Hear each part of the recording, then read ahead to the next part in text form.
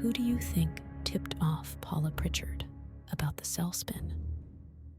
How do you think the rats managed to collect so many SIM cards without being detected? Do you think Paula Pritchard deserved the outcome she received? Or do you have sympathy for her? What do you think will happen to Rita and the other rats now that they've successfully orchestrated Pritchard's downfall? Hi, I'm Arosha, and here is your channel, my friends. I hope you enjoy our Today mystery story. If you enjoyed the story, don't forget to subscribe the channel and like this video. Thank you.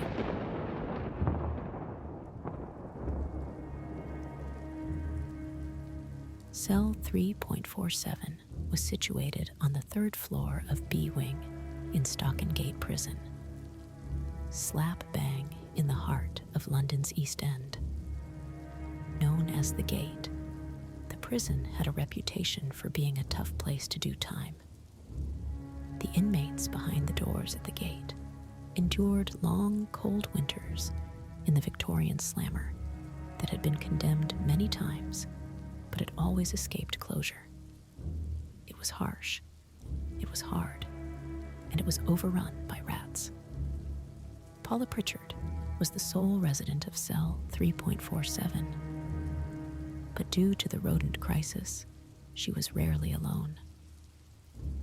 All her schemes to see to them perish had failed miserably, and she had to accept that while they might have won the ultimate war, her hatred of the vermin would ensure that her battle against them raged in perpetuity. After all, she had time. Paula was serving life for murdering her husband after he cut their TV wires in 1986, causing Paula to miss the EastEnders Christmas special. She was still bitter. There was no catch-up TV back then. In fact, she had more remorse for that than she did for the murder, which wasn't convenient when it came to trying to persuade the parole board to release her. So she had stopped bothering to try. Instead, Paula put all her efforts into ensuring that she was in sole control of the contraband that was bootlegged into the gate on a daily basis. Somewhat against all the odds, she had turned out to be an exceptional entrepreneur with incredible business acumen, but would never win a Women in Business award. As she got into bed now, she plotted her next scheme for fulfilling the cocaine orders that always started to pile up at this time of year. The girls in the gate knew how to celebrate Christmas all right. Rita watched and waited from her vantage point on the top of the bookshelf. Paula's eyes were getting heavy. She would be out for the count soon. Rita could be patient, no problem. You learned that as a prison rat. Sometimes tactics were everything. She swung her back paws and applied a little face cream to her tail. One of the best things about living in cell 3.47 was that Paula's customers often paid in canteen.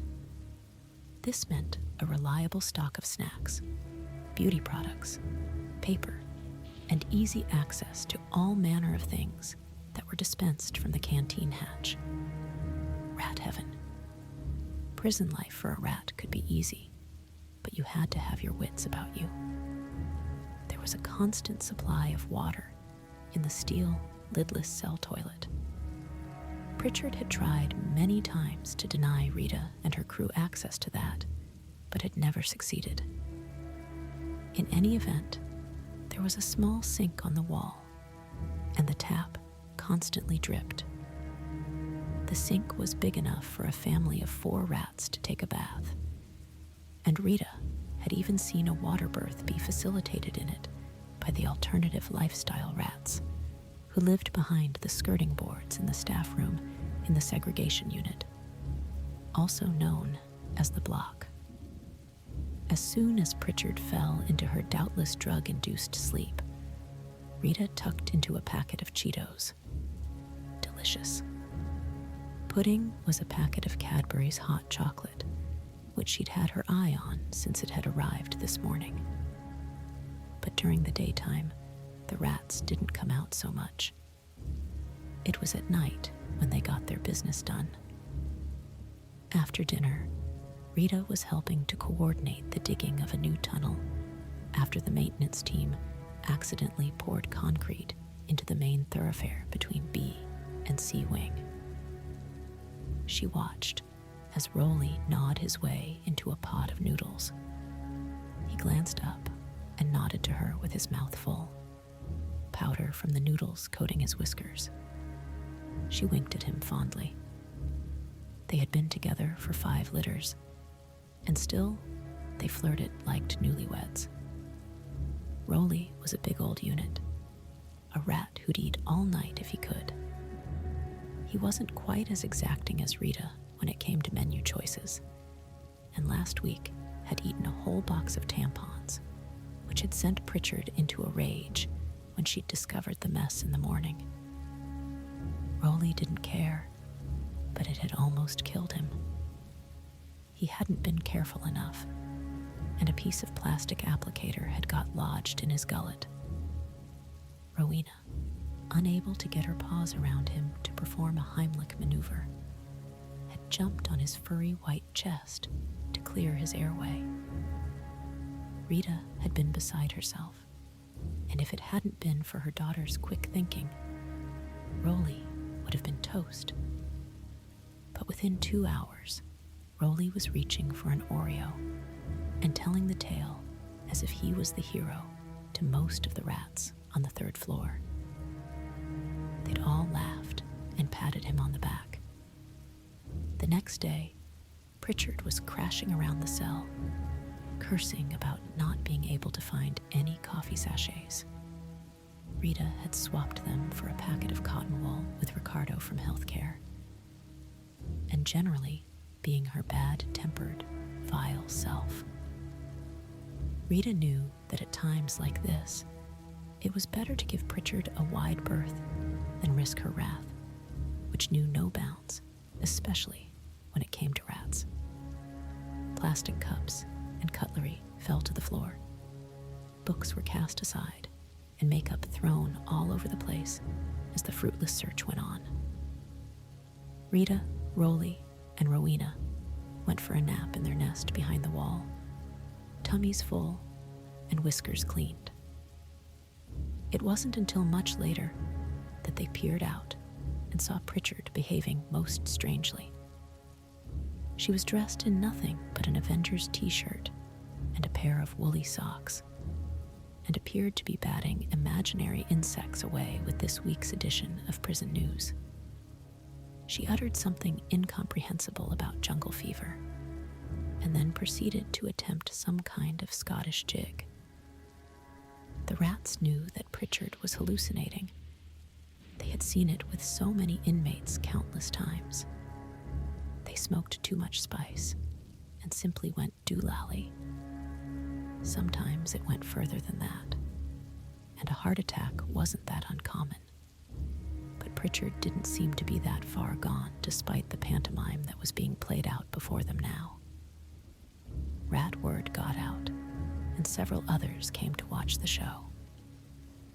Ruby from the canteen had even brought popcorn, but it was salty, so Rita didn't bother with it. Just before Pritchard was about to climb up to the bookshelf to launch herself into what she believed to be a luxury swimming pool, but was in fact her prison-issue laundry basket, something caught her eye. The rats froze. Pritchard picked up her radio and launched it full force into the spectating crowd of vermin. Rita watched in horror as the plastic transistor hurtled in slow motion towards them. There was no time to react, and with an almighty smash, it landed on Rolly. Within an instant, 2 things happened. Pritchard vomited all over the floor, and blood began to seep from Rolly's head. His pink ears drooped, his breathing slowed. The rats rallied round, hitching Rolly's sizable frame onto their shoulders and scuttling into the B-wing tunnel with him. By now, Rita was sobbing, her tail in her paws.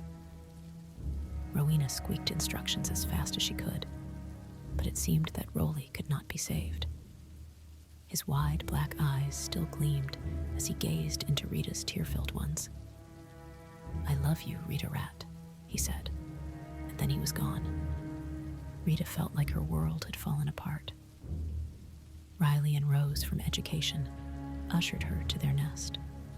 She let them feed her syrup on a Q-tip, and then she slept a fitful sleep with Rowena at her side. The next day, Rita felt numb, but she went back to cell 3.47, where Pritchard's vomit still pooled on the concrete floor, ice forming on it in the mid-December chill. Even the family of rats from security hadn't fancied that. Pritchard herself was akimbo on the bed, oblivious to it all. Rita stopped crying and looked at Pritchard, that mean, tempered woman who had ruined Rita's life. There was only one thing Rita wanted now: revenge. And everyone knew that revenge was a dish best served cold. That night, a meeting was called, chaired by Ricky from recycling. He even had a clipboard. Hundreds of rats were there to hear what he had to say, while Rita sat quietly beside him with a tissue balled tightly into her fist. A plan was afoot. Pritchard was to get her comeuppance. But were the rats in? "Hell yes," they shouted, hats and snacks thrown into the light confetti.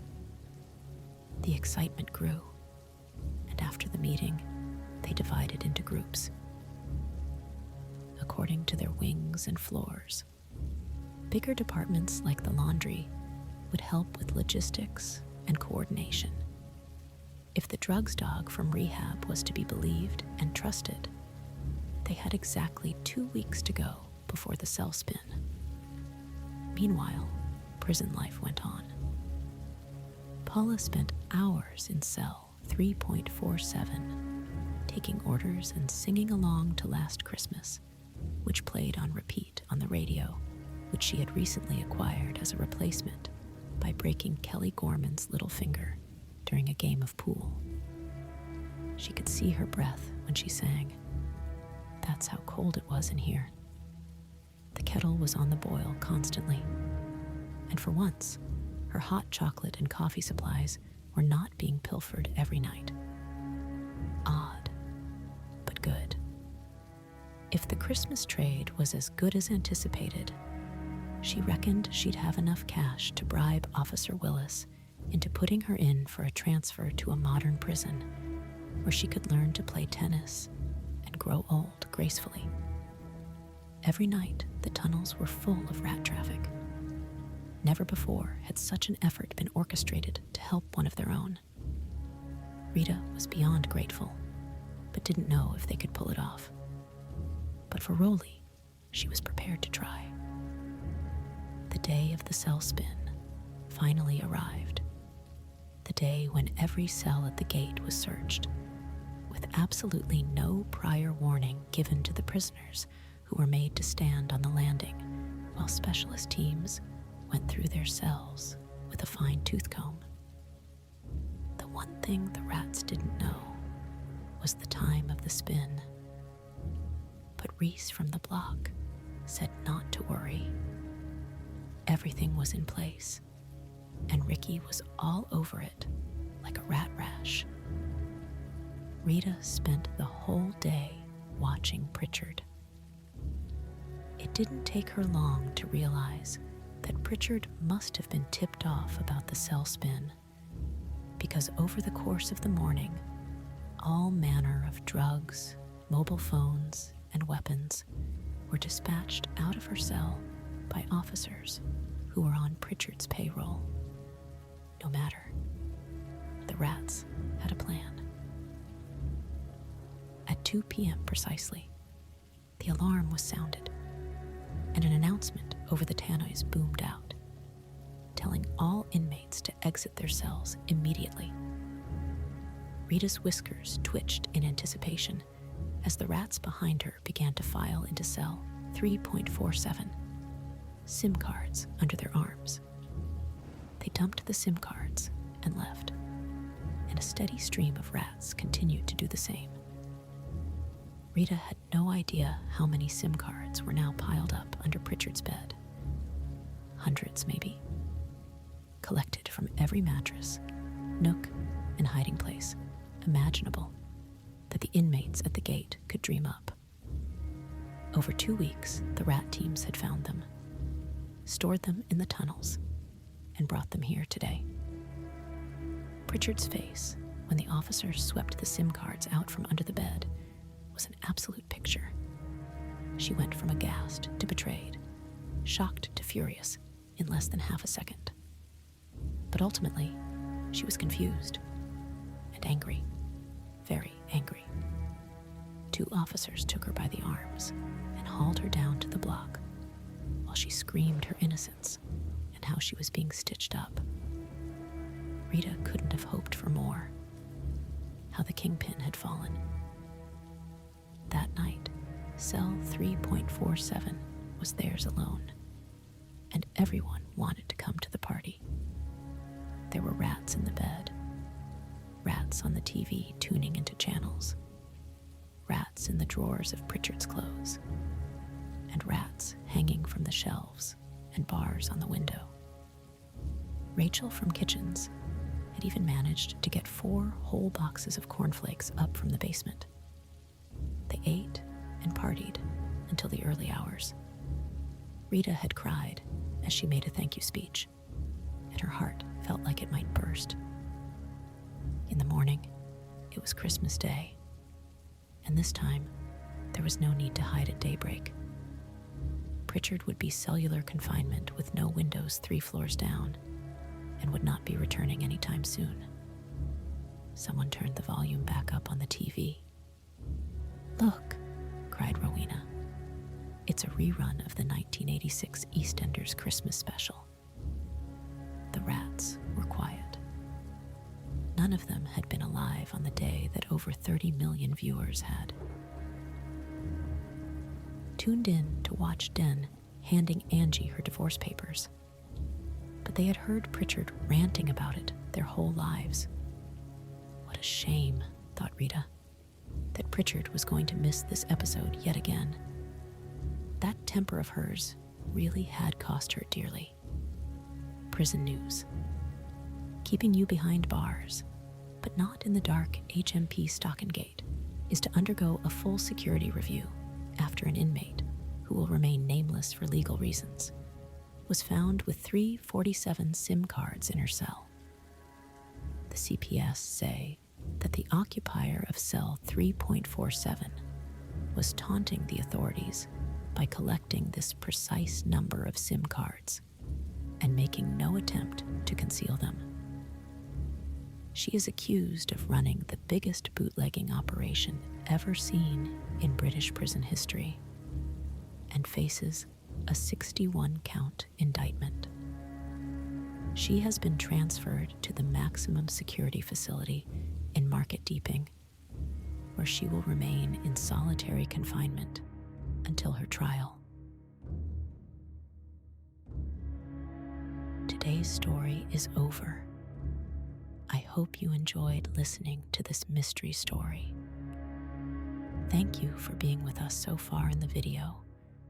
I am waiting for you in the next video. Goodbye.